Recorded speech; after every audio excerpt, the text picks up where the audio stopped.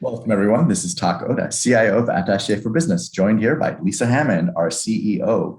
And we have a conversation today about onboarding, but how to make it not so boring, right? Is that what we're talking Yeah, about? exactly, Okay. exactly.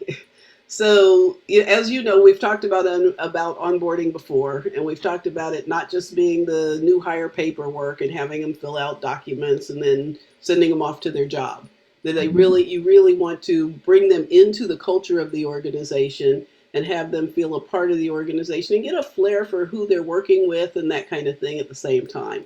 But Mhm. when we do that, I've had people ask me, so how do I do that without spending 2 days with this person and with every new hire I have? Right. And we aren't a big enough organization to have a large orientation. And first, I'll say a large orientation is sometimes great. And at the same time, I'd still suggest doing one of the things that I've done before in a prior job, which is to have a new hire scavenger hunt. So you spend some time up front creating the scavenger hunt for the new hire. And it'll include things like, meet with the director of procurement and find out three key things that they can do for you. But it will also have things like who in this organization has a little white dog and what's its name? And things, and just so you just have fun mixed in with it. And when you have who in the organization has a little white dog and what's its name, meet that person. And so you have the people sign off as they've talked to the person. Mm. And all of your employees know this is happening. They've actually gone through it as you get more and more that go through it. So they start to talk and they get to actually meet each other and find out interesting things about themselves. You might even have one that's, what are three interesting things about you? Go tell three different people those three things Mm. and have them sign off. I'm curious to know how this went over. I'm thinking like some personality types would be all over something like this. And I can see some people be like, oh no, I have to talk to people. So Exactly. did you get a wide range of responses to this? Some people, when you tell them that they're going to do it, they hate the idea. Mhm. But I've never heard anybody after they've done it say that was really horrible. It's like, Right. I didn't really want to do it, but I get the value of it because now I know I know to go who to go to for these things, and I have a face with it. And what's really great about doing it, especially if you have remote employees, is that they actually have to reach out to those remote employees. Mhm. Yeah, I And, like that. I like that a yeah, lot. and you can even say set up a Zoom to meet with these people so you actually see them face to face, a Hmm. Zoom That or does sound whatever. pretty fun, actually, honestly. Yeah, I think I can definitely imagine some friends that would hate the idea, like you said from the start, but ultimately you're not setting them up in like a really horrific situation for No, introvert, like, oh, get on stage and give a speech. It's more like one-on-one interactions with various people in the organization, which they have to do as part of their job regardless. exactly. Okay. Okay, I really like that. How long does it usually take for someone to do it?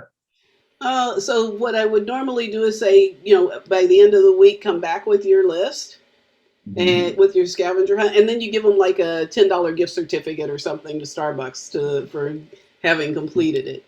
I've had a couple times where people have not completed it, I was going to ask that. Yeah.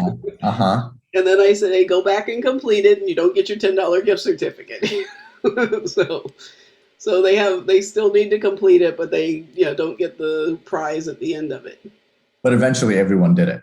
Yeah, everyone did it because it becomes part of the job. Right. Right. Okay. And I'm curious to know how the other people felt about it.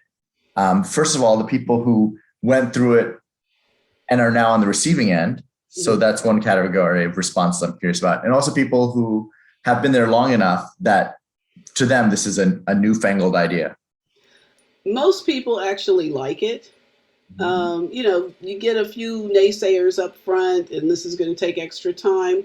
but really it isn't that much time. So yeah, it's not like you're actually having them go through and tell you everything that they do.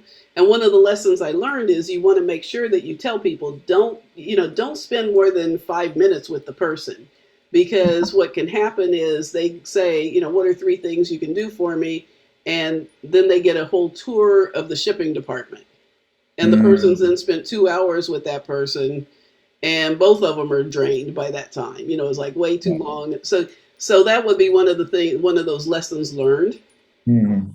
Yeah, I Yeah, feel like it's a good experience for the people receiving the questions too, yeah, to get their answers down pat too. yeah. And to know that they're meeting the new people who are coming on board, and it creates a different relationship. People feel like, okay, I know who to go to, because that's one of the biggest things when people start a job. Mhm. It's, I don't know who to go to for this, that, or the Right. Yeah, absolutely. And there's a part of this that almost feels like hazing to me in in a very mild way, but I feel like this is one of those situations where people who've been through something together have a stronger bond because they've done the same thing, which yeah, was hard to do. positive hazing. Positive hazing. And the other thing I would say is, another tip on onboarding would be to have a buddy system. So have somebody that Mm, person actually can go to when they have questions, as opposed to constantly coming back to you. right. Oh yeah. Such a good idea. Sounds like something that was a hard learned lesson. Well, many Okay. of the lessons we have are hard learned. You have to go through it 3 or 4 times, and then you're like, oh yeah, somebody told me that. I remember hearing something about that. Exactly. Yeah, you hear that, everyone? Subscribe and like so you don't have to go through all this on your own, that you can learn from Lisa's hard earned lessons. All right. Anything else you want to say about it? No, that's it. Thanks, Tak.